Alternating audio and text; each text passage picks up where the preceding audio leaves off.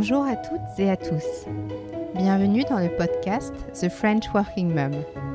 Ce podcast s'adresse à toutes les mères ou celles qui souhaitent le devenir et à tous les pères qui cherchent à créer un nouvel équilibre entre carrière et paternité.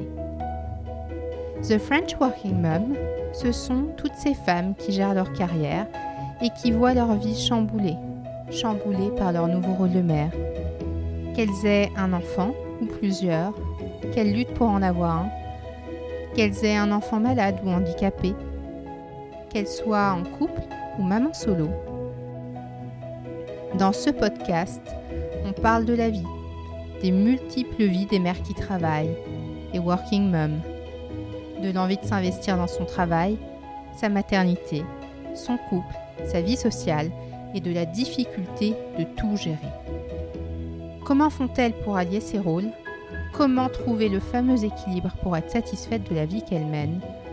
Ce podcast met en avant des working moms de tous horizons qui racontent et expliquent comment elles ont défini leur propre façon de vivre leur maternité. Je suis Myriam Levins, coach parental, la créatrice de ce podcast. Je vous souhaite une excellente écoute. Bonjour Sophie. Bonjour Myriam. Merci de me recevoir chez toi. Je t'en prie, c'est un plaisir. Joliment décoré, vraiment. Comment vas-tu ? Très bien. Alors pour te présenter à nos auditeurs, tu as 42 ans. Oui. Et tu es l'heureuse maman de 3 enfants. Aliénor qui a 14 ans. Oui. Cléophée qui a 11 ans. Et le petit garçon Jean qui a 8 ans. Et tu es la directrice de My Vestiaire. Oui. Est-ce que tu pourrais nous en dire un petit peu plus sur ton poste et ton activité actuelle ? Ouais. Et je suis aussi mariée à Thibaut depuis 15 ans. Donc je suis très amoureuse. Félicitations pour ces 15 années. Non mais c'est important. Alors My Vestiaire, j'ai cofondé My Vestiaire avec Rika, avec qui je travaillais chez PayPal avant. My Vestiaire, c'est un service digital de conseil en style. L'objectif, c'est d'en finir avec les mauvais achats qui encombrent les vestiaires, justement, et de savoir s'offrir des vêtements qui nous vont et qui nous mettent en valeur. Et du coup, on va avoir envie de les porter avec joie le matin. Ça peut vraiment changer une journée, en fait, d'avoir la bonne tenue. Et parfois, ça arrive un peu trop souvent par hasard. Donc pour ça, on a développé 5 tests à faire en ligne, avec un premier test qui fonctionne, qui est le test des couleurs. Donc pour déterminer les couleurs qui mettent en valeur ton visage, qui illuminent ton visage. Je t'avais montré tout à l'heure. Exactement, et j'ai découvert que je suis automne. Une palette de couleurs chaleureuse et intense. Exactement. Alors effectivement, quand tu m'as parlé de ton activité, moi ça m'a interpellée notamment par rapport aux jeunes mamans qui, comme on le sait, après la naissance d'un enfant, le corps change et un peu comme à l'adolescence, on doit réapprivoiser son corps. Et j'ai trouvé justement que ton activité pouvait être aussi intéressante à cette phase de la vie. Ouais. Bah, en fait, là, ce qui est important, c'est de se regarder, prendre du temps à se regarder. Il y a beaucoup de gens qui n'ont pas de miroir. Enfin, dans lequel se regarder en pied pour s'envoyer un petit message positif avant de partir le matin. Et effectivement, dans ces périodes où le corps change, il faut se regarder et réapprivoiser son corps pour l'aimer. Et il y a une deuxième chose qui m'a interpellée, mais comme là, on va aussi beaucoup parler de la maternité, mais aussi de la carrière. Est-ce que tu pourrais nous dire en quoi le fait de bien choisir sa tenue, c'est important ou ça a été important pour toi dans les phases de ta carrière ? Merci pour cette question. Parce qu'effectivement, c'est une des raisons pour lesquelles je m'investis autant dans ce nouveau métier. C'est vraiment un grand écart par rapport à ce que je faisais avant. Je suis devenue conseillère en image, en fait. Et avant, j'ai passé 15 ans dans la tech, dont 11 ans chez PayPal, des fonctions commerciales d'abord et puis de direction générale. Et alors, pour revenir bien avant ça, j'avais 2 grand-mères qui étaient très coquettes, chacune dans un style très différent. L'une était très flamboyante, avec des tissus colorés, chatoyants, épais, et elle avait un vestiaire grand comme cette salle à manger, tu vois, dans lequel il y avait plein de vêtements sous housse, tu sais, les housses à fleurs un peu 70s, là. Et je passais des heures avec elle dans ce vestiaire, à toucher les vêtements et à les essayer. Et j'avais l'autre grand-mère qui, elle, façonnait ses vêtements, et très coquette aussi, mais dans un style beaucoup plus préppy, tu vois, un peu. Donc très différentes l'une et l'autre, mais vraiment avec une manière en tout cas de se présenter au monde avec leurs vêtements qui était très cohérente avec qui elles étaient, avec leur personnalité. Et moi, pour revenir à mes fonctions professionnelles, en fait, au fur et à mesure et en prenant de plus en plus de responsabilités, on est aussi amené à faire des présentations, parfois devant un petit nombre de personnes ou devant des clients, une équipe CXO de clients, et ou alors un grand auditoire de 500 personnes. Et moi, c'est toujours quelque chose qui m'a un peu stressée. Alors, je suis commerciale, mais quand même, c'était un truc, j'étais bon, allez, je me prépare à rentrer dans un personnage qui va faire ça. Mais en tout cas, je trouvais ça un peu stressant de présenter, même si sur scène, j'adorais ça. Et une manière, en fait, de rentrer dans ce personnage, c'était de choisir la bonne tenue. Et une manière de m'ancrer, en fait. C'était aussi d'avoir la bonne tenue. Donc, j'ai toujours passé un peu de temps à avoir cette tenue qui m'insuffle justement l'énergie et la joie dont j'avais besoin pour... j'aime bien ce mot en anglais qui est empowerment. Et je trouve que la bonne tenue, elle donne cet empowerment. Donc cette énergie et cette sensation qu'on est légitime aussi, et il y a toujours la question de la légitimité. Mais en tout cas qu'on va pouvoir faire ce qu'on a envie de faire, quoi. Après, chacun son truc, mais moi la tenue, ça a toujours été important, en tout cas. Non, c'est une bonne activité justement pour l'empowerment des donc femmes. Du coup, pour revenir à MyVester, du coup, quand je suis partie de PayPal, j'ai un peu lâché prise et je me suis dit ok, je vais aller explorer plein de choses qui m'intéressent, mais il y avait cette notion du vêtement. J'ai toujours été atterrée par donc, du coup cette idée du vêtement, et de voir à quel point il peut nous aider dans la vie de tous les jours, en fait. Donc j'ai fait une formation de conseillère en images, et avec Rika, on a décidé on est tombé amoureuse de cette problématique de comment tu fais pour avoir la bonne tenue tous les matins, et bref, de fil en aiguille, en interrogeant plein de femmes, parce que on est un petit peu plus sur les femmes, mais bon, ceci dit, ça peut aussi être utile évidemment pour les hommes. On s'est rendu compte que la problématique, elle est quand même aussi sur le fait qu'on achète trop de vêtements, quoi. Et que du coup, on voit pas ces vêtements. Et qu'on ne sait pas forcément ce qui nous va. C'est pour ça qu'on part de ces premiers outils qui sont, je vais t'aider à te regarder et à savoir ce qui te va. Et ensuite, évidemment, la préférence, c'est très important aussi.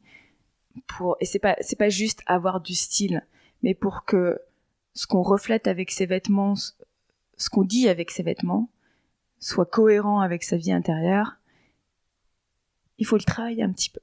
Ça se fait pas du jour au lendemain. Mais c'est un travail qui est amusant, et c'est une forme de développement personnel, en fait. Donc nous, ce qu'on développe, c'est un outil de développement personnel.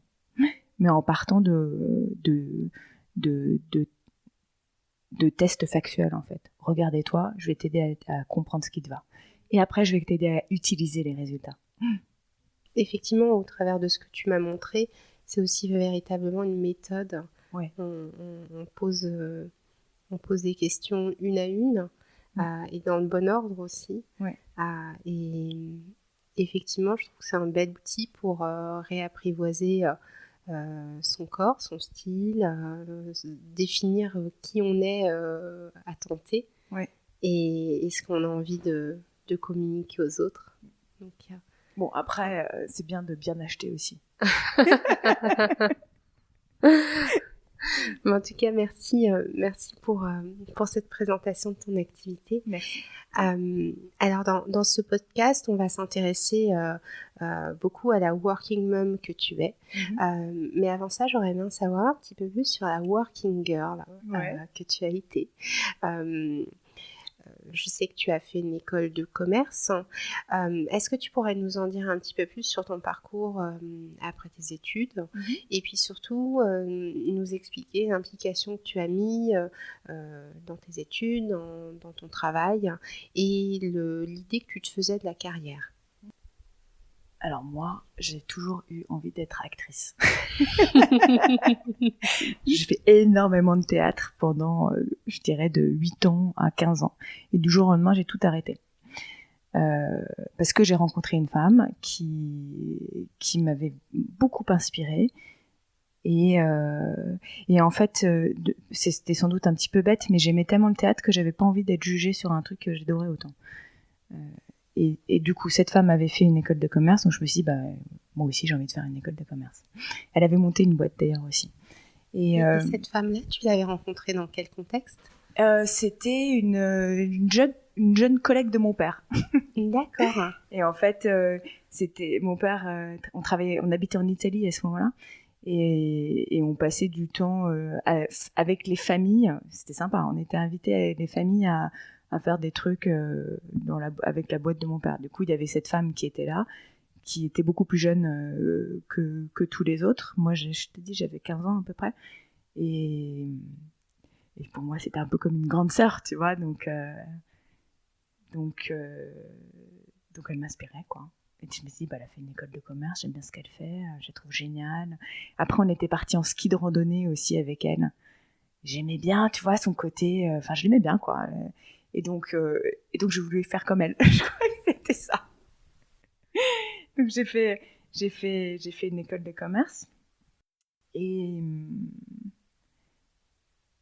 pendant les études, j'ai fait un très gros stage chez Danone, qui a été canon.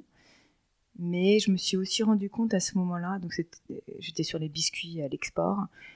Il y avait encore les biscuits chez Danone à ce moment-là. Je me suis aussi rendu compte à ce moment-là que j'avais envie de travailler sur un produit qui soit à très forte valeur ajoutée et que j'étais pas capable de faire moi-même. Tu vois ce que je veux dire? Bon, c'est évidemment très schématisé parce que je suis pas capable de faire des biscuits Prince chez moi, mais j'avais envie d'un truc tech. Et donc c'était très clair pour moi et j'avais aussi envie d'être commerciale. Et donc en sortant de l'ESSEC, j'ai passé plein d'entretiens pour être commerciale dans la tech. Parfois, on me disait, mais avec les études que vous avez, vous voulez pas faire plutôt du marketing? Et moi, vraiment, c'était ça que je voulais faire. Donc, je suis rentrée dans une grosse PME pour relancer un outil de gestion de documents auprès des administrations. Et j'ai sillonné la France avec ça. Et puis après, on est retourné en Italie avec mon to-be husband. Et là, je suis rentrée chez HP en Italie. Et après ça, donc j'ai passé 3 ans chez HP. On est revenu en France avec HP. Et après ça, chez HP, j'ai adoré au début. Mais en fait, je me suis aussi rendu compte que je comprenais pas très bien l'impact de ce que je faisais. Je faisais pas des sales, c'était en marketing chez HP. Et donc le constat après 5 ans de boulot, ça a été de me dire, ok, qu'est-ce que j'aime faire, qu'est-ce que je sais vraiment bien faire. Et j'achetais et je vendais beaucoup sur eBay déjà à ce moment-là. On était en 2006. Et du coup, je me suis dit, moi, j'ai envie de retourner absolument en sales et j'ai envie de participer à ce développement du e-commerce. PayPal se lançait en Europe, donc j'ai postulé chez PayPal et je suis rentrée chez PayPal comme ça en 2006. Non. Je savais pas trop ça en revanche, mais je voulais me projeter en tout cas dans un boulot qui m'épanouisse clairement, tu vois, et que je trouve un peu difficile aussi. Ça oui.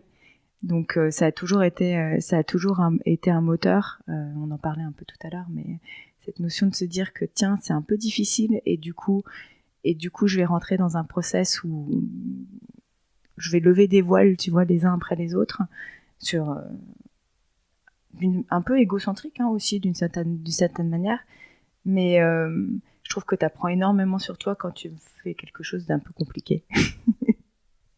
Et après, sur le volet plus maternité, est-ce que le désir d'enfant est venu à un âge en particulier? Enfin, comment ça s'est présenté avec ton mari, ce premier projet bébé?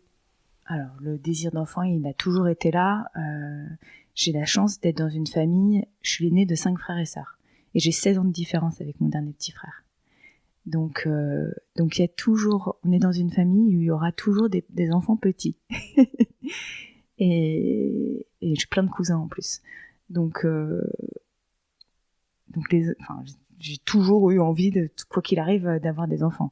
Et plutôt très vite, mes parents, ils avaient 20 ans aussi quand je suis née, tu vois. Donc, d'avoir des parents aussi assez jeunes, je trouvais ça vraiment, vraiment, vraiment sympa, quoi. Donc,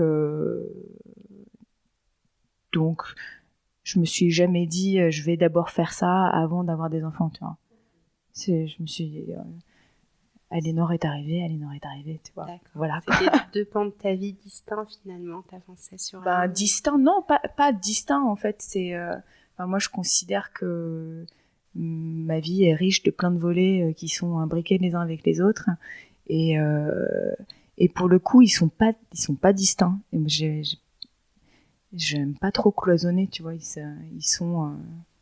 Mais t'as pas cherché à temporiser des choses dans ta carrière non. Par rapport aux enfants? Ouais. Non, parce que j'avais trop envie d'avoir des enfants et ils sont arrivés vite, donc c'était cool, tu vois. Mais ils auraient pu aussi arriver moins vite, donc non. Et puis je me disais pas que c'était compliqué forcément de faire les deux en même temps. Alors du coup, tu travailles chez HP quand tu tombes enceinte d'Aliénor. Ouais. Et là, comment se passe cette première grossesse et puis le retour de congé maternité? C'était il y a longtemps.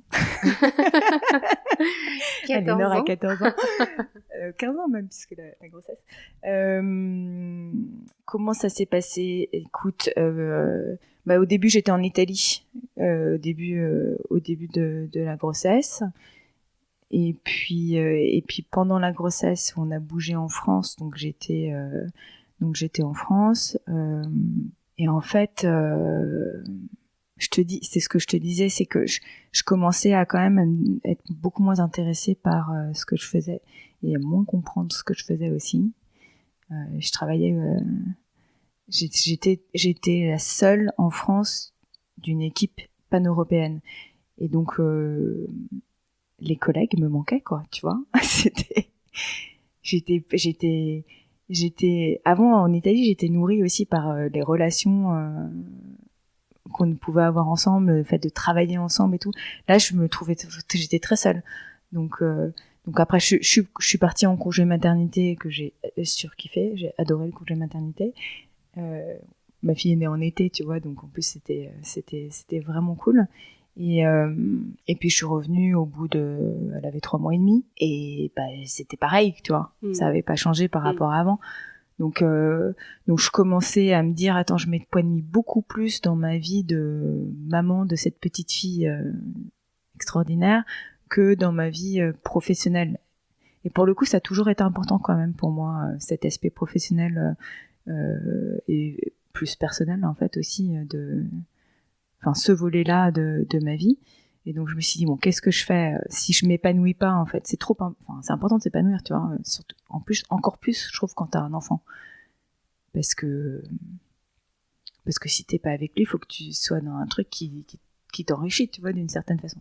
Je parle pas d'argent, bien évidemment. Et du coup, en revanche, du coup, il y avait surtout cet aspect alimentaire, en fait, de mon job, et c'était assez frustrant. Du coup, c'est à ce moment-là que j'ai vraiment réfléchi sur ce que je savais faire, ce que j'avais envie de faire. Et je me suis dit, finalement, je suis quand même une assez bonne commerciale. Et là, je faisais du marketing. Et je suis passionnée par le e-commerce, donc j'ai envie de travailler là-dedans. Et voilà, j'ai envoyé des CV. Je vendais sur eBay. J'avais ouvert un compte PayPal et je trouvais ça génial. Et PayPal commençait à chercher quelqu'un pour déployer pour développer l'activité commerciale grand compte. Et voilà, c'est comme ça que je suis arrivée là-dedans. Et là, j'ai adoré. D'accord. Donc j'avais vraiment ce volet professionnel de ma vie qui m'épanouissait autant que le volet maternel, amoureux, social, amical. Voilà. Donc là, finalement, à ce moment-là, tu as retrouvé un équilibre, vie personnelle, vie professionnelle. Ouais. J'avais une super nounou qui nous a accompagnés longtemps, en qui j'avais vraiment confiance. On s'était à ce moment-là partagé un peu le temps, je dirais, avec mon mari. C'est-à-dire que j'arrivais très tôt le matin. J'arrivais à 6h30, 7h, tu vois, au boulot. D'accord. Au début, alors, ça peut paraître complètement dingue, mais au début d'un boulot, de toute façon, il faut encore plus bosser qu'après, tu vois. Surtout sur un truc que je connaissais pas du tout, et voilà. Et du coup, ça me permettait d'être le soir chez moi, la tête vide, quoi. Enfin, vide. En tout cas, de pas rapporter du boulot chez moi, quoi.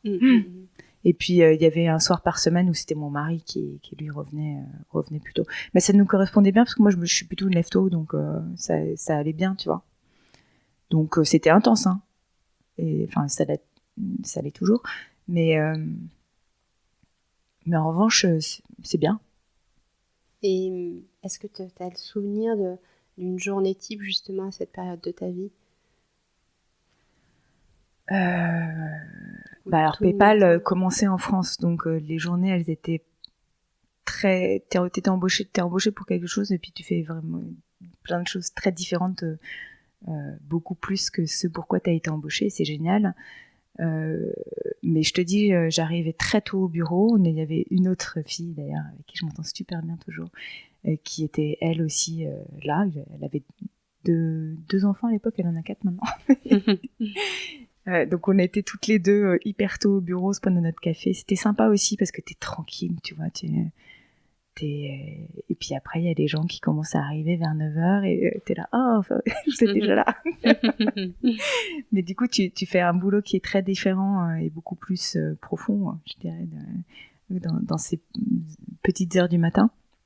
Et puis après, j'étais beaucoup chez les clients, hein, et puis de temps en temps, j'avais un gros client à Bordeaux, tu vois, donc j'allais à Bordeaux en général, je le faisais pour la journée, pareil pour aller à Lille aussi, j'arrivais à le faire pour la journée, puis après à 7h j'étais chez moi, et puis la ce qu'on deuxième connaît, journée, quoi.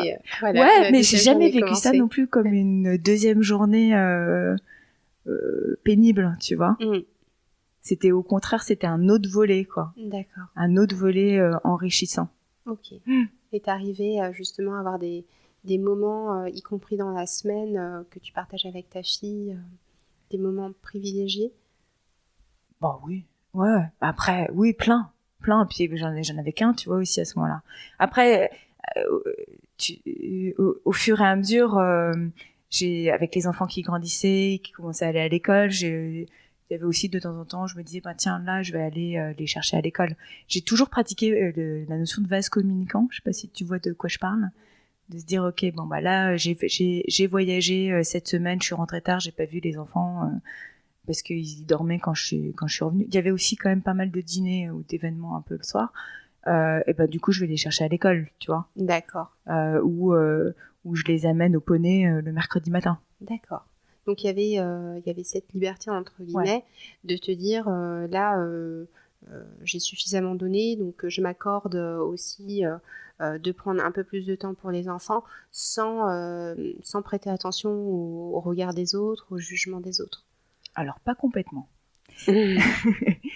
Et alors je me disais pas j'ai suffisamment donné, parce que je me disais ça c'est bon, je suis sur cette partie du boulot là, j'ai pas besoin d'en faire plus, et de toute façon moi pour être efficace et créative, j'ai besoin aussi de me nourrir de plein d'autres trucs, quoi, de lire, de voir des amis, de faire du sport et de passer du temps avec mes enfants, tu vois. Si je fais que bosser, je vais droit dans le mur, quoi. Donc ça c'était la première chose. Ensuite, en revanche, le regard des autres, si, c'était important. C'était pas encore, on n'était pas 36 000 non plus à avoir des enfants et un job à responsabilité, tu vois. qui grossissait en tout cas. Et du coup, je disais pas ouvertement. Hein. D'accord. Et pour être tout à fait... ce qui est cool quand t'es commercial aussi, c'est que t'es pas toujours au bureau. Et donc, tu peux... parfois, on sait pas où tu es. D'accord. Et ce que je veux dire, c'est que du coup, de temps en temps, je me disais, bon, bah là, toc, je vais au poney, tu vois, mais je disais pas ouvertement, j'amène ma fille au poney, tu vois. Ok. Mais au poney, pendant qu'elle faisait son poney et que je lui faisais des coucous, et ben, je pouvais aussi travailler parce que il y avait, c'était du Blackberry à l'époque. Il y avait des Blackberry, donc on pouvait travailler. J'avais pas en fait, j'ai toujours utilisé cette idée de c'est pas parce que t'es pas physiquement au bureau que tu travailles pas, quoi, tu vois. Et donc, alors c'est compliqué hein, aussi, hein, mais cette histoire de multitasking, je crois que je l'incarnais complètement, quoi. Cette idée de tu peux faire coucou à ton enfant, mais en même temps répondre à un gros client et c'était chouette de pouvoir le faire, quoi. Quelle chance, tu vois. D'abord par la boîte dans laquelle j'étais. Après, les choses ont changé aussi. J'avais un boss génialissime et qui s'est mis ouvertement à partir, c'était le DG de PayPal France à l'époque, à partir tôt que je dis à 5h, tu vois. Mais il disait, je pars parce que il faut que j'aille aider mon fils à faire ses devoirs. Ok, d'accord. Et tu vois, il y a un moment, je lui dis, c'est génial. Si lui il le fait, en fait, j'ai plus besoin de me cacher. Et en fait, au fur et à mesure, je disais, non, en fait, j'aimerais bien accompagner ma fille au poney mercredi matin. Ça vous dérange pas qu'on fasse la réunion un petit peu plus tard? Ou alors je serai au poney, mais bon, on pourra parler au téléphone, c'est bon. Et tu vois, en fait, j'avais plus besoin de cacher quoi que ce soit, et c'était fine. Et en fait, même c'était libérateur, tu vois. Complètement. Mais j'avais la chance d'être dans une boîte vraiment canon pour ça. Aussi, hein. Cet homme-là, il a été un modèle en quelque sorte. Pour légitimer le fait qu'on ait une vie de parents, en fait. Ouais. Et après, tu tombes enceinte de Cléophée. Ouais. Alors là, à ce moment-là, t'en es où de ta vie professionnelle et comment se passe cette grossesse? Je suis à fond dans ma vie professionnelle chez PayPal. J'adore ce que je fais. À ce moment-là, c'était en 2008.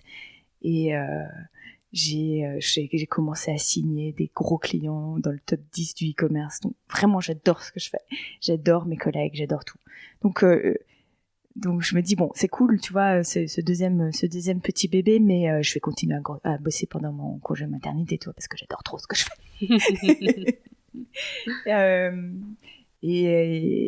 Et j'ai continué à être assez active. Alors j'avais aussi pris des responsabilités, j'avais une petite équipe à ce moment-là, et je pense que je l'étais trop d'ailleurs, active pendant mon congé maternité, je veux dire. Ce qui était sans doute un peu pesant pour les gens qui étaient dans mon équipe, parce que t'es présente, mais sans être présente physiquement, tu vois. D'accord.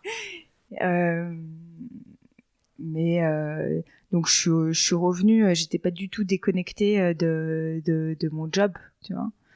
En revanche, j'étais un peu plus déconnectée de l'équipe, et il a fallu. C'est pas quand même pas. C'était pas complètement facile de revenir, tu vois. Bon, après, en plus.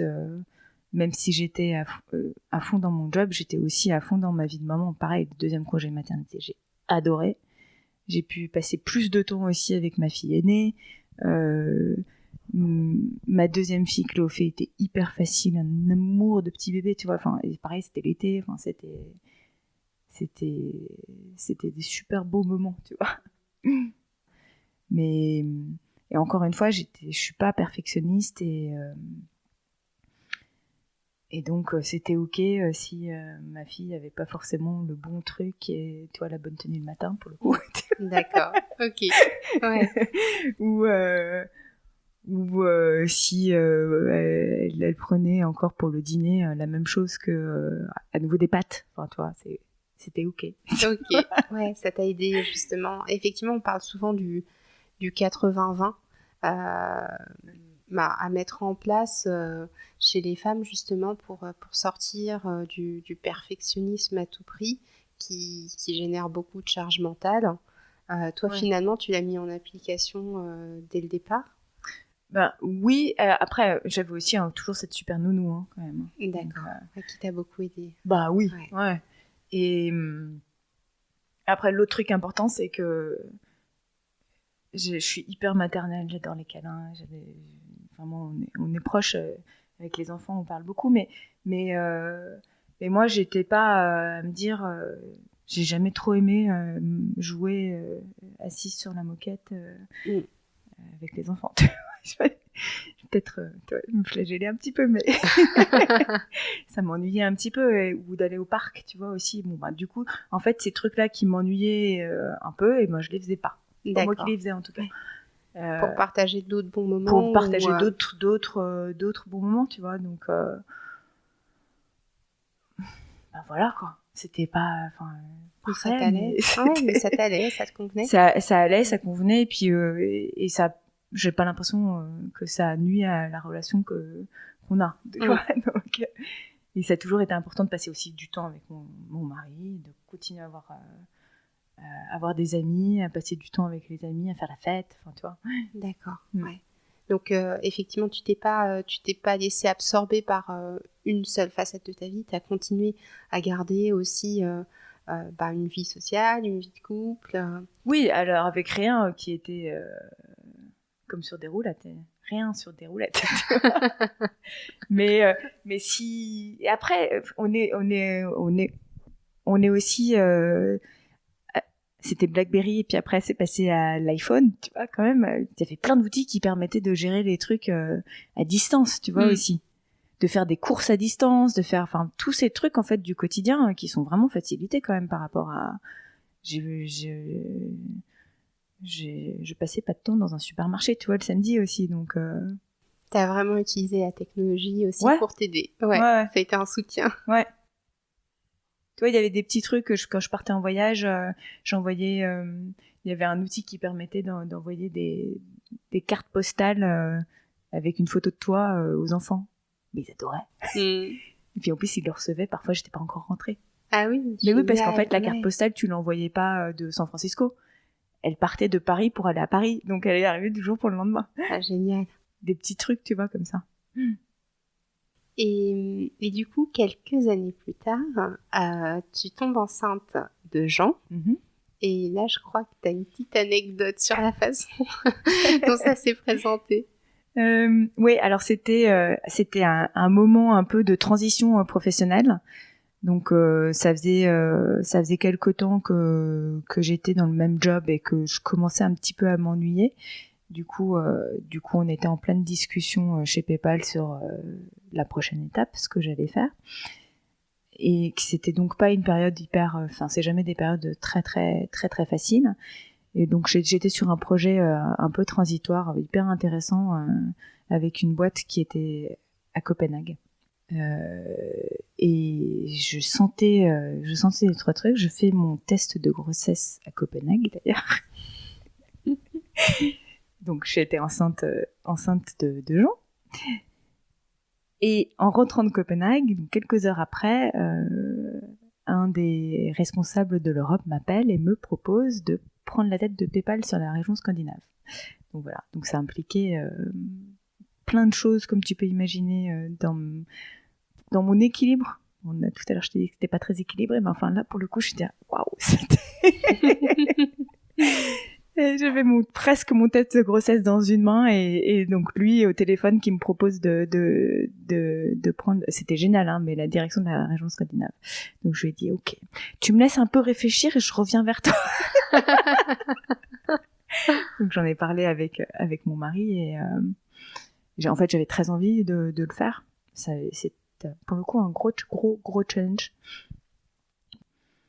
Mais bon, en tout cas, je me suis dit, j'ai très envie de le faire. Et puis, si ça marche pas, et j'irai faire autre chose, tu vois, et c'est pas grave. Et en fait, ouais, je pense que c'est, pour parler revenir sur l'équilibre, cette notion de c'est pas grave, elle m'a toujours habité aussi. Ok, d'accord. Ouais, t'as tenté l'aventure. Ouais. Et puis, si j'ai envie, je tente. Ouais. Et si ça marche pas, ça marche pas. Ouais. Tu suis un petit peu tes envies, ton instinct. Ouais. Et du coup, alors là, très concrètement, alors je pense qu'une vie de directrice à l'étranger, c'est pas c'est pas forcément évident à imaginer. Alors, ça ressemblait à quoi ton quotidien entre Paris et la Scandinavie, entre ton travail et ta vie de maman? Comment t'arrivais à jongler avec tout alors, ça? donc là, c'était les semaines là, pour le coup, j'avais instauré un rythme qui était quand même assez régulier. Et les semaines se ressemblaient un peu, ce qui n'était pas trop le cas avant. Pas dans le contenu, mais dans leur forme. Donc le lundi, j'étais à Paris. Le mardi matin, je partais, je prenais le premier avion pour partir à Stockholm. Le premier avion, il était tard. En fait, il était à 9h40. Mais c'était chouette aussi parce que ça me permettait d'amener mes filles à l'école. Tu vois. Et après, j'avais un taxi-moto qui m'amenait à l'aéroport. Donc je passais le mardi avec l'équipe à Stockholm et je revenais soit le mercredi soir, soit le jeudi soir. D'accord. Et pareil, le dernier avion pour revenir... Ah oui, non, j'avais quand même une règle, c'est que je me disais, il ne faut pas que je sois plus de 2 soirs par semaine en dehors de la maison. Ok. Et au maximum, 1 soir par semaine. Et quand je dis 1 soir, c'était pas dormir chez moi, c'était être avec mes enfants à 19h, tu vois. Pour pouvoir passer du temps. Si par exemple, je restais le mardi soir, je voulais quand même être le mercredi soir à 19h à la maison. T'imagines, en partant de Stockholm... Du coup, c'était des journées quand même qui étaient assez courtes là-bas. Alors, c'est pour ça que je revenais quand même aussi assez souvent le jeudi. Disons qu'une fois sur 2, c'était une seule fois. Et il y avait une semaine une fois et une semaine 2 fois en dehors de chez moi, quoi. Et donc, je voyais des clients, je passais du temps avec l'équipe et tout. Et puis après, j'étais à nouveau à Paris. C'était bien aussi parce que tu avais une grosse partie de la direction européenne qui était à Paris. Mais j'avais aussi... disons tous les 3-4 mois un voyage beaucoup plus loin à San Francisco, quoi. Et là ça durait une semaine. Donc c'était une période assez intense quand même. Ah oui, non, quand même, en revanche le vendredi systématiquement j'allais chercher je rentrais tôt, mon fils n'allait pas encore à l'école et donc à 15h j'étais chez moi et je passais du temps avec lui et voilà, et j'allais chercher mes filles à l'école. Et du coup, est-ce que ça a été évident de justement gérer ces 2 parties-là, notamment pour trouver du temps pour toi, pour la gestion de la fatigue aussi, et puis pour passer des bons moments avec tes enfants? Oui, alors là, quand même, à ce moment-là, le temps pour moi, j'y pensais pas, quoi. Tu vois, c'était le temps pour mon mari à peine, et alors pour mes amis... genre 0 plus de vie sociale, quoi.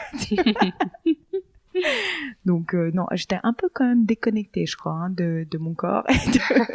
Donc j'étais une salariée de PayPal et une maman de 3 enfants. Mais donc c'est fatigant quand même. Et je me souviens quand même d'un jour une conversation avec une femme géniale qui m'a énormément aidée. Et je lui raconte ce que je faisais et elle me pose une question toute simple. Elle me dit: tu trouves ça difficile? Je me l'étais jamais dit comme ça. Et je dis ah oui, je trouve ça difficile, oui. Oui, je trouve ça très difficile. Et en fait, juste de l'avoir dit et d'avoir mis des mots dessus, mais ça m'a, je sais pas, ça m'a libérée, quoi, tu vois. C'était bien de dire c'est difficile. Alors qu'avant, je m'étais jamais trop autorisée à me dire c'est difficile. Je me suis toujours dit non, j'y vais. J'étais ouais, c'est difficile, et ça m'a permis en fait de presque me reposer. C'est pas tellement que j'ai changé le rythme derrière, mais ça a changé ma posture, je pense, tu vois. Et du coup, je me suis mise pour le coup, j'ai ajouté une séance de natation dans la semaine pour aller nager, tu vois. Et à laquelle mon mari il s'est joint à moi à ces séances hebdomadaires de natation. Et donc c'était un moment génial, d'abord toute seule, parce que quand tu nages tu parles pas, et ça j'aime bien. Et puis après on était tous les deux, tu vois, donc on s'est instauré dans ce rythme hebdomadaire régulier. Et ben j'ai ajouté ce moment pour nager. Et après, ce moment pour dîner avec mon mari, tu vois. D'accord. Et en fait, au fur et à mesure, j'ai rajouté des petits trucs comme ça. Et puis tu dis, bon, je pensais que je pouvais pas ajouter une demi-heure par-ci par-là. En fait, si, tu peux, tu vois. Ce que je trouve intéressant dans ta démarche, c'est que tu l'as fait step by step. D'avoir rentré 1 heure dans l'agenda, tu as vu que ça passait, et puis après une demi-heure, et puis... En fait, ça passe, je pense aussi, parce que c'est ce que je te disais tout à l'heure. Moi, pour être créative, efficace, opérationnelle, j'ai besoin d'être ancrée, tu vois, aussi.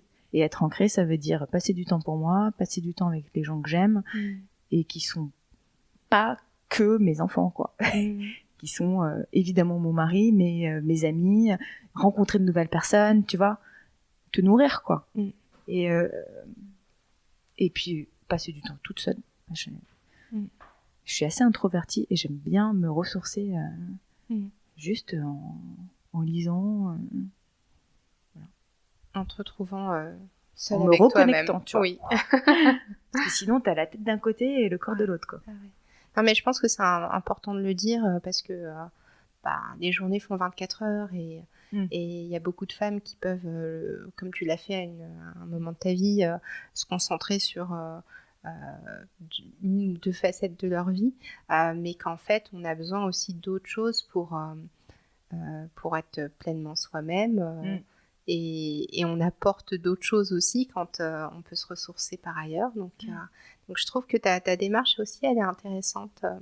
Bon, après, l'autre truc aussi, c'est que j'avais plus de responsabilités, aussi une plus grosse équipe aussi à ce moment-là. Et donc, tu peux déléguer aussi plus. D'accord. Ouais, donc, tu as appris à le faire aussi. Donc, j'ai vachement utilisé ça aussi, tu vois, de déléguer, faire confiance. Et du coup, toi, ça te permet de faire d'autres choses aussi professionnellement, mais ça permet aussi juste de passer d'avoir plus de temps personnel, tu vois. Et je trouve que c'est fondamental pour le boulot. Je me souviens d'une fille dans mon équipe, un jour, elle a été... c'était pas sur ce job scandinave, mais sur celui d'après, elle était crevée, vraiment, tu sentais qu'elle pédalait un peu dans la semoule. Dans la semoule. Et je lui ai dit, c'est quoi, tu viens pas demain? Tu vas te promener. Dans Paris, tu lèves les yeux, tu te promènes. Tu fais l'école buissonnière demain. Regarde. Et ben, elle l'a fait. Et elle me dit, et le lundi, mais son truc était pondu, tu vois, alors qu'elle avait pas travaillé au bureau, tu vois, travaillé pour PayPal, mais en fait, c'est dont on parlait tout à l'heure, ça lui avait permis de décanter. Et les choses décantent et donc s'éclaircissent. Mais pour ça, t'as besoin d'aller faire autre chose, quoi. D'arrêter d'avoir le nez dans le guidon. Ouais, c'est intéressant, effectivement. Ouais, c'est important. Et justement, alors, tu fais une belle transition sur le poste d'après, tu reviens en France. Et là, tu t'engages chez PayPal dans un groupe pour la diversité. Alors justement, est-ce que tu peux nous en dire un petit peu plus sur cet engagement-là et puis sur ce que tu as pu voir en termes d'évolution dans ta société de l'époque autour de la diversité? Alors, c'était pas mon job, c'était du bénévolat en plus de mon job. Et puis c'est pas arrivé tout de suite parce que j'étais au début, quand je suis revenue en France, j'étais sur une création de poste à un niveau européen, donc ça a demandé aussi tout ce boulot au début, toi, de qu'est-ce que je fais de cette page blanche, quoi. Donc j'avais clairement pas le temps de faire autre chose que ça.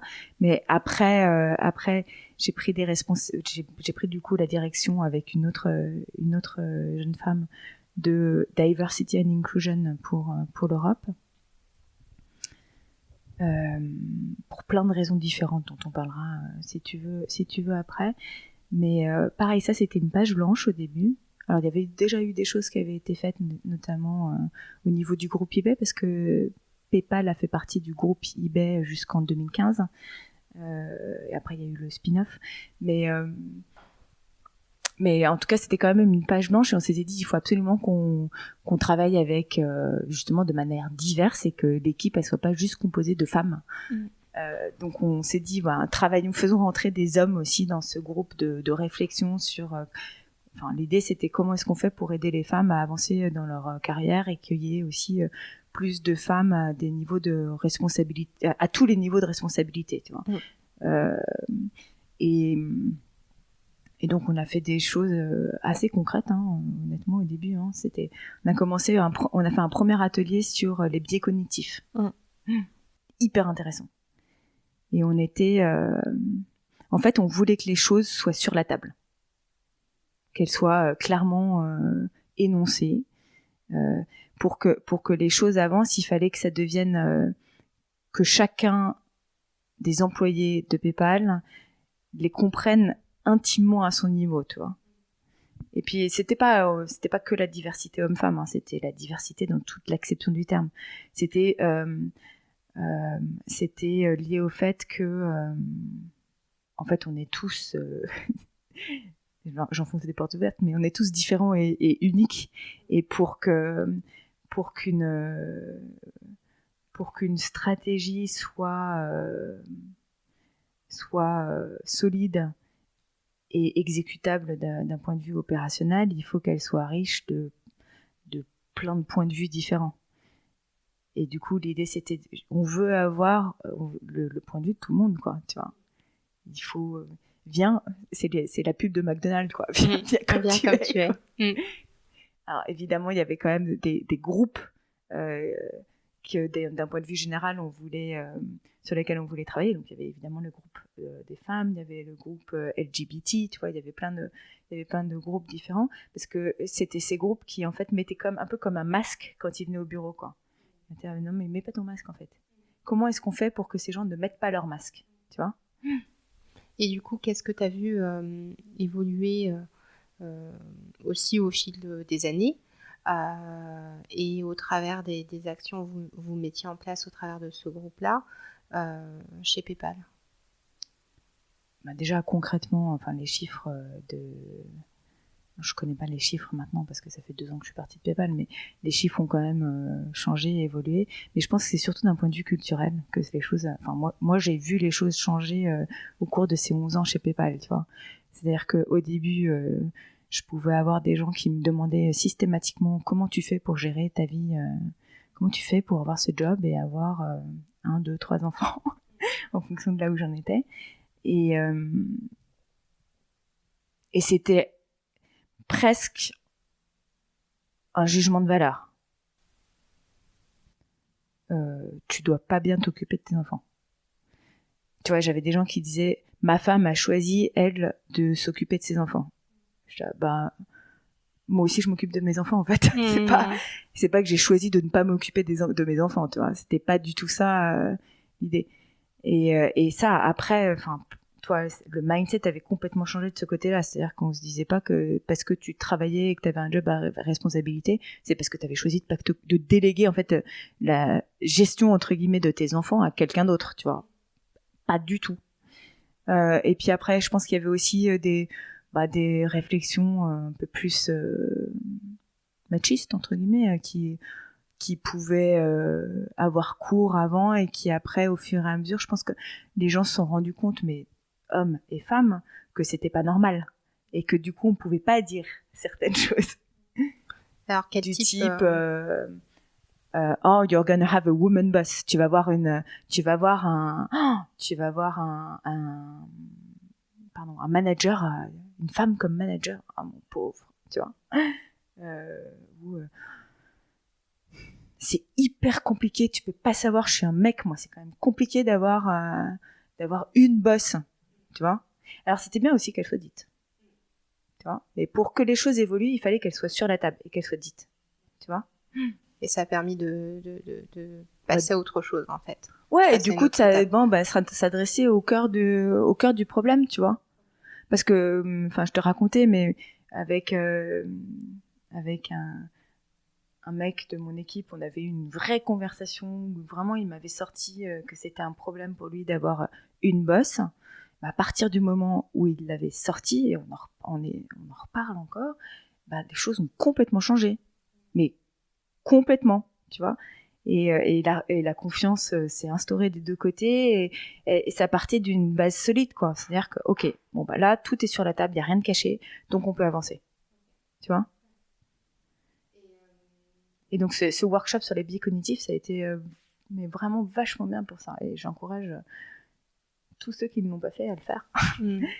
parce que ça permet d'aborder des vrais sujets, tu vois. Ouais.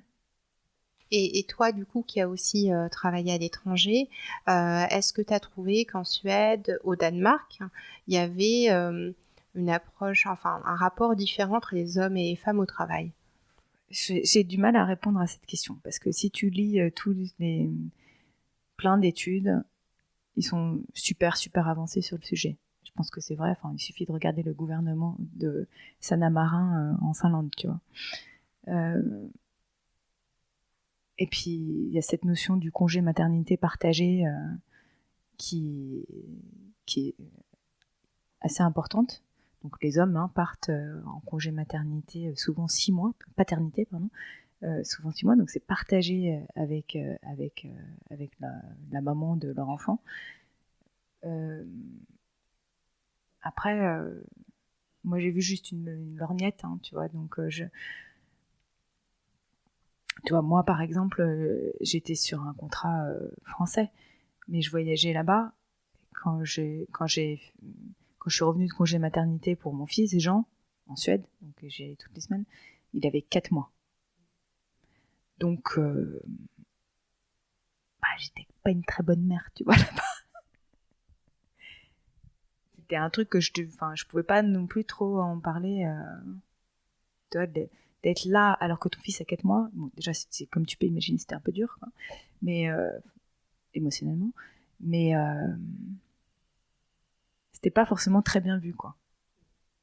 Ok, donc finalement, dans ton expérience à toi... Donc du coup, avec moi, avec ce volet-là de ma diversité ou de ma différence, tu vois, je pouvais pas j'étais obligée de mettre un peu un masque, quoi. Alors, est-ce que je le mettais parce que je me disais, il faut que je mette ce masque? Peut-être.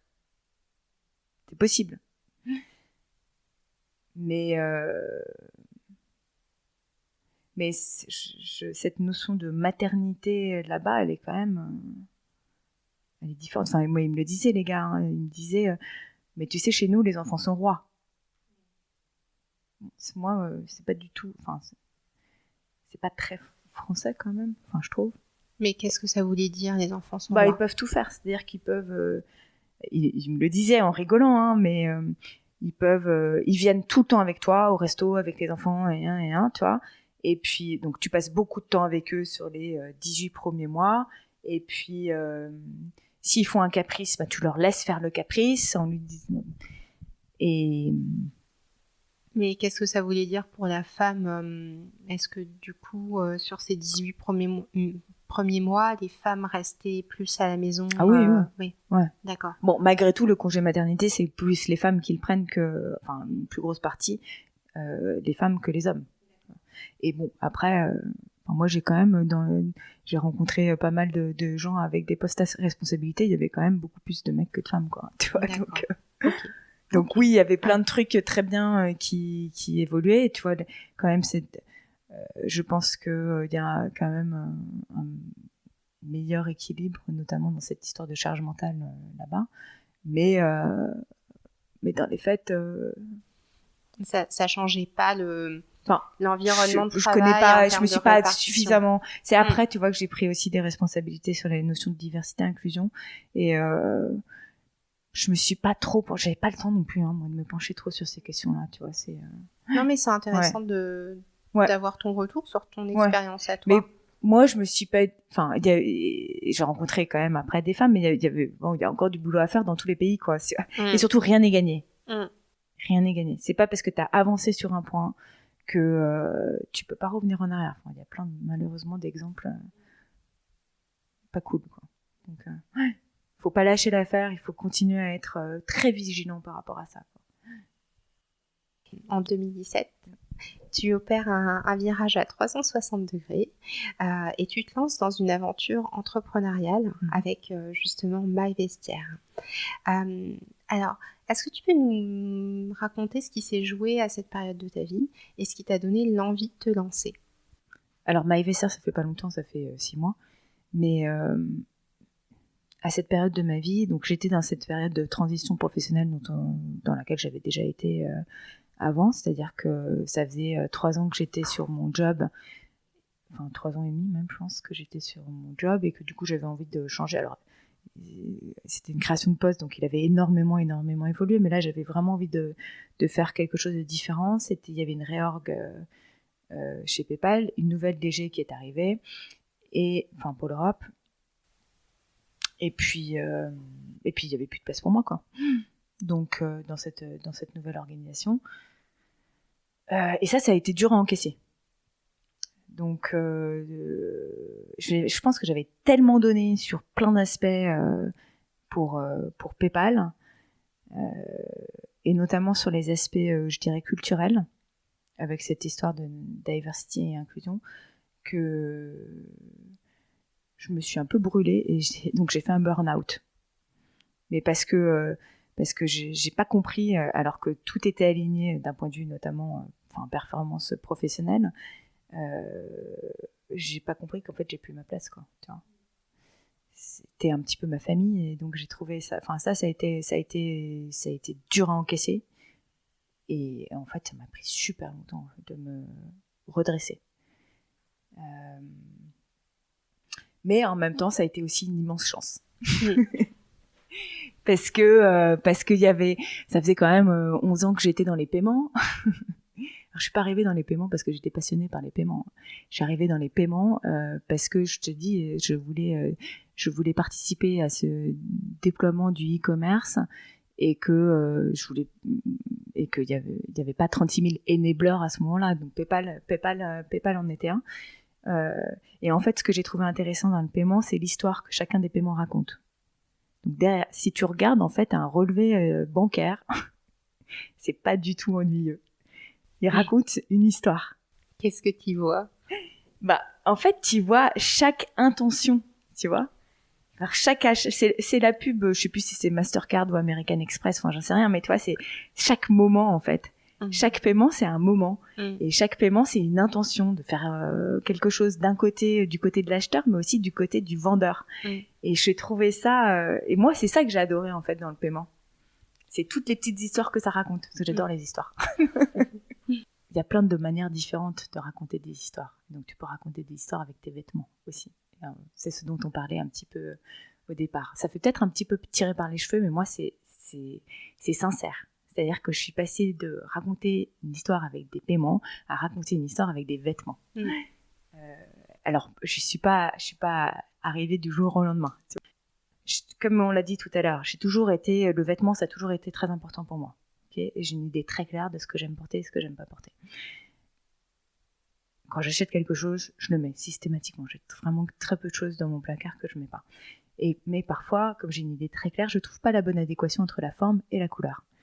Donc, il pouvait m'arriver de flasher sur un tissu, mais j'aimais pas du tout la forme. Dans ce cas-là, je transforme la robe. D'accord. Je fais pas moi, mais j'ai un couturier près du bureau, extraordinaire, qui me le faisait. J'arrivais à le dire en disant, tu peux me faire ci, ça, transformer la manche, machin. J'achetais des choses sur eBay, tu vois, qui coûtaient pas grand-chose, que je transformais. Et j'ai toujours aimé ça. Et de l'autre côté, si je trouvais une forme que j'aimais beaucoup, et si le tissu permettait, j'achetais le truc et je le teignais dans ma machine à laver. Donc j'ai commencé, et puis je me suis posé la question, qu'est-ce qu'il y a d'ailleurs dans ces teintures que je mets dans ma machine à laver? Je me dis, c'est un peu chimique quand même. Tiens, si je faisais une formation pour apprendre à teindre de manière naturelle, tu vois.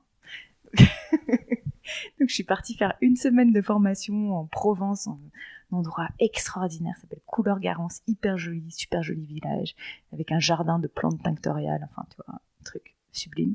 Fait 1 semaine de formation de teinture naturelle. Je dis naturelle parce que ça peut être végétal, mais tu peux teindre avec des insectes aussi. Alors tu peux décider de ne pas teindre avec des insectes. Ils sont morts, hein, bien sûr. Et j'ai adoré. Et à ce moment-là, j'étais sur un projet de vêtements tout blancs prêts à teindre. D'ailleurs, j'aime beaucoup toujours ce projet. Mais bon, donc j'ai rencontré pas mal de gens. Il manquait quand même la dimension un peu tech là-dedans. C'était une grosse dimension chimique, mais pas tellement tech. J'ai commencé à lier fashion, tech. Tu vois, il y avait l'aspect développement durable qui m'intéressait aussi. Et Et c'est comme ça que, je te dis, c'était ce cheminement, tu sais pas trop où tu vas, t'as l'impression que d'être, en tout cas, sur un chemin qui te correspond bien. Après, je me suis pas dit que je voulais absolument monter une boîte, moi, à ce moment-là. Et d'ailleurs, j'ai toujours aimé travailler avec les autres. J'ai besoin des collègues. Je t'en parlais, toi, tout à l'heure pour HP, mais il y avait quand même un truc qui, enfin, vraiment, ça me manquait. Les collègues me manquaient, vraiment. Et puis il y a eu Rika on a commencé à se co-coacher sur nos projets respectifs et puis un jour elle me dit tiens en fait moi aussi je suis tombée amoureuse de la problématique sur laquelle tu bosses et c'est un peu caricatural ce que je dis mais ça s'est vraiment passé comme ça et puis elle me dit qu'est-ce que tu penses que je te rejoigne et qu'on travaille ensemble dessus. Donc moi j'étais trop contente tu vois. Surtout qu'on est quand même complémentaires, donc on avait déjà travaillé ensemble sur la Scandinavie, elle est finlandaise. Enfin, la Finlande, c'est pas la Scandinavie, mais quand même, c'est le Nord. et voilà. D'accord, donc c'était le début de l'aventure. Ça a été le début de l'aventure, mais tu vois, ça a été long, en fait, ce début. C'était un cheminement, ouais. en fait. Et même Rika et moi, ça fait longtemps qu'on parle ensemble, on a passé énormément de temps à se poser la question du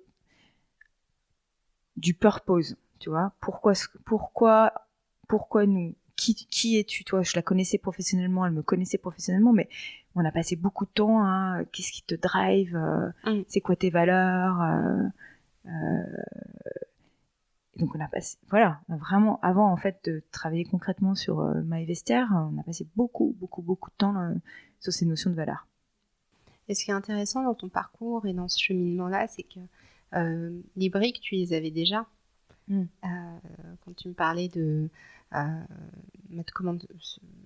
quelle tenue choisir, la mode, tes grands-mères, la tech, finalement il suffisait, entre guillemets, c'est facile à dire a posteriori, de les assembler. Ce cheminement-là, ça t'a permis de te recentrer sur ce qui te définit. C'est drôle parce que j'ai un copain, il y a quelques semaines, il me demande « C'est quoi ton ethos ?» Je dis de quoi tu me parles? Tu sais ce que c'est? Non, du tout. Voilà. En gros, il me dit, mais ça, je vais le faire beaucoup moins bien. Il me dit, il y a plusieurs façons en fait de faire passer un message. Il y a évidemment le logos, enfin, la parole. Il y a, alors je sais plus comment ça s'appelle, mais la façon dont tu te présentes. Et puis il y a ton ethos. Et ton ethos, c'est un peu ta légitimité à parler d'un sujet. Et ta légitimité, elle vient d'un truc qui est hyper personnel. Et c'est justement, c'est quoi, en fait, ça veut dire c'est quoi ton purpose, quoi. Pourquoi, en fait, ce sujet-là. Et donc, c'était un dîner un peu arrosé chez des amis. Et on a commencé à, tu vois, à poser 2-3 questions aux uns aux autres. C'est quoi ton ethos? C'est quoi ton ethos? Et réfléchis-y toi aussi. Et ça m'a vachement aidé aussi dans cette réflexion. Et en fait, effectivement, c'est ce que tu disais, c'est que moi, mon ethos, il vient de mes grands-mères, hein, quand même. Tu vois, aussi. Et puis, il vient du fait, et à un moment, je lui dis, ben, en fait, tu sais, en prenant des responsabilités, justement, j'étais stressée par parler en public. Et la tenue, ça m'a toujours aidée. Et c'est drôle parce que quand je partage cette histoire, même avec des investisseurs potentiels, eh ben, tu vois que, en fait, c'est ce qui fait que la personne va s'intéresser à ton histoire. C'est ça, l'ethos. Parce que ça lui parle aussi à elle. Et elle va le comprendre intimement. Et en fait, je me rends compte, et ça, je trouve ça génial, que quand tu dis que tu es stressé à l'idée de parler en public, eh ben, en fait, tu sais quoi? Tout le monde l'a. C'est ça, oui. Et tout le monde a ses trucs. Et j'ai des gars qui me disaient, ah ouais, ben moi, mon truc, c'est ce sweatshirt, ou c'est ce truc. Des mecs aussi, tu vois. Et je trouve que c'est libérateur aussi. Ouais, c'est intéressant. Et effectivement, on en parlait tout à l'heure. Christine Lagarde elle-même a dit que voilà, pour réussir dans un poste quelque part, il faut, je te laisse reprendre sa citation, mais de mémoire c'était dress, redress and address. Et donc ça commence par le fait de s'habiller. Et puis de se présenter au monde. Comment tu te présentes au monde. Et puis address, c'est effectivement cette notion de ok, tu vas être assertive, enfin tu vas être pertinent, accrocheur, tu vois. Et Readers, c'était très lié à cette notion de diversité aussi, hein, elle avait dit ça au forum Elle Active en mars 2019.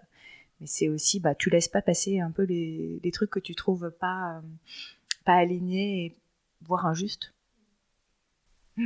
Donc effectivement, elle-même disait que quand elle a pris certains postes, le fait de s'habiller, alors pour elle, c'était pas quelque chose qui la préoccupait particulièrement, mais on lui avait donné ce conseil-là, que quand même c'était important et que ça reflétait sa position, qui elle était. Donc, je pense que si tu poses la question, 100% des gens savent la sensation que tu as quand tu as la bonne tenue. Mais ça arrive un peu trop souvent par hasard, quoi. Ou alors ça peut arriver parce que tu associes toujours de la même façon tes vêtements. Mais sauf qu'il y a un moment, en fait, ça peut être la bonne tenue pendant 1-2 fois, et puis il y a un moment, tu t'en lasses. Donc il te faut aussi des outils pour combiner différemment ton propre vêtement. Ton propre vestiaire. Et c'est ce qu'on propose, ouais. Mais ouais, c'est tellement important, enfin moi je trouve, après chacun ses outils, hein, mais de passer du temps à se regarder, en fait. Tu vois, moi j'ai des miroirs un peu partout. Et je dis à mes enfants, tu t'es regardé avant de partir ce matin? Tu vois, juste regarde-toi. Et c'est-à-dire, c'est notre logo, tu vois, c'est les mains, mais tu te regardes avec un peu de distance. Tu vois, comme si c'était quelqu'un d'autre qui te regardait. Et beaucoup de bienveillance. Parce que c'est ce qui va te permettre, tu vois, on parlait tout à l'heure de quand ton corps change, t'as besoin de te toucher, t'as besoin juste de te réancrer à ton corps, te réaligner, quoi. Et je trouve que les vêtements qui te touchent, qui sont directement sur ta peau, mais qui sont en même temps ce lien avec l'extérieur, c'est important qu'ils reflètent qui tu es, quoi. Et un vestiaire, c'est unique, c'est comme une empreinte digitale, presque. C'est un joli mot, ouais. C'est un joli message. Et après, justement, ta vie de maman entrepreneuse. Oui. Comment ça se passe en termes d'organisation? Ah oui, alors là, c'est un autre sujet. C'est marrant parce que ce que je te disais, c'est que autant quand j'étais salariée, un peu malgré les responsabilités que j'avais, je trouvais pas ça si compliqué. Mais je trouve ça beaucoup plus compliqué maintenant. Alors, il y a plusieurs raisons.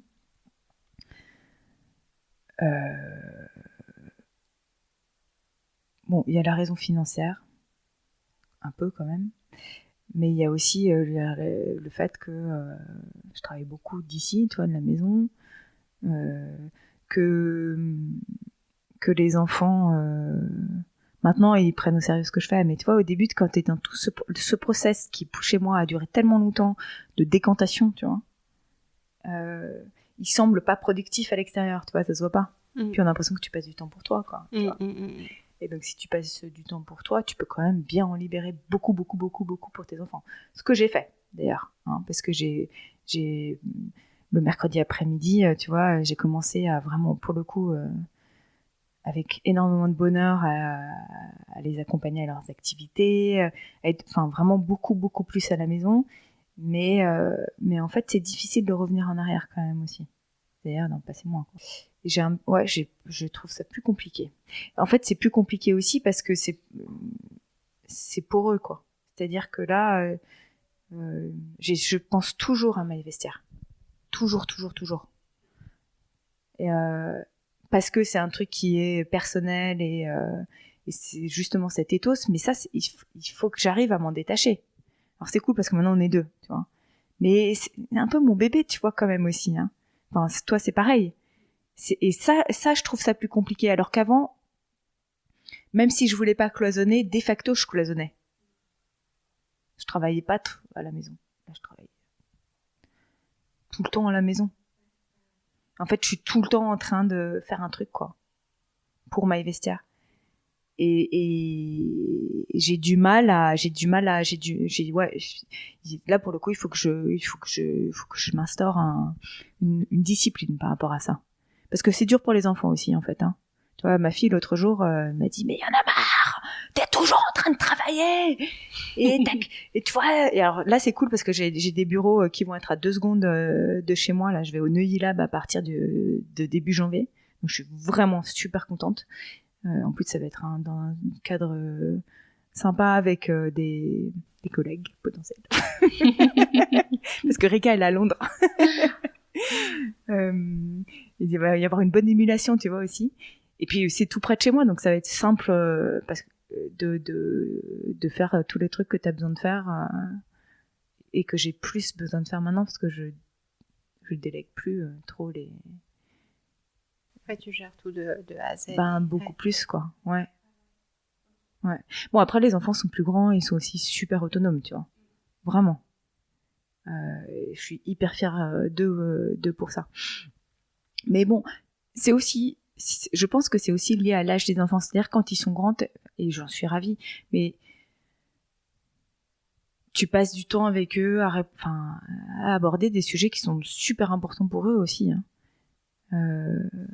Il faut leur réserver des moments où tu es complètement dédié. 100%, tu vois. Et je peux pas être en train de poster une story sur Instagram, tu vois. Et du coup, pour le mot de la fin, qu'est-ce que tu dirais que la maternité t'a apporté ? Alors, le premier mot qui m'est venu, là, c'est du détachement. Et quand je dis détachement, c'est ce que je te disais tout à l'heure, c'est que, en fait, c'est une forme de relativité. C'est-à-dire qu'il y a plein de choses qui sont pas graves. Tu vois ? Relativiser. Un bonheur inouï. Non, mais c'est vrai, tu vois, quand même.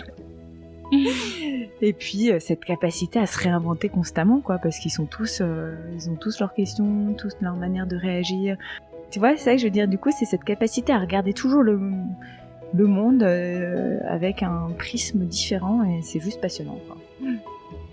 Et en tout cas, merci beaucoup pour cet échange. Merci Myriam. Merci à vous d'avoir écouté cet épisode. Si vous avez aimé ce podcast, vous pouvez le partager autour de vous et mettre 5 étoiles sur iTunes ou votre plateforme d'écoute. Le prochain épisode sera diffusé lundi prochain. D'ici là, je vous souhaite une excellente semaine en famille. Au revoir.